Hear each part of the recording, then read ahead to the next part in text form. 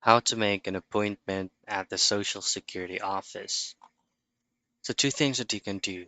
You could actually try to walk in onto the physical store or book an appointment online.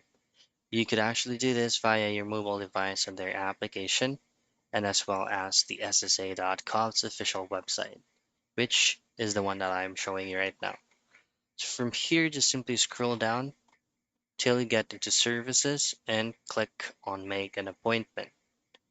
Now, for you to successfully make an appointment or schedule an appointment, just simply scroll down and you just need to answer a few questions for them to provide you the inquiry you need appropriately. Now, from here, all you have to do is just to choose on necessary answer, which will depending on your inquiry. If none of these options are available, just simply choose on none of these, hit on next, and then if you would like to check eligibility or apply for benefits, just simply choose your yes or no. Complete this whole process till it gets into 100%, and then you will be given all available schedules via their calendar scheduler. Simply choose on the right one and be there.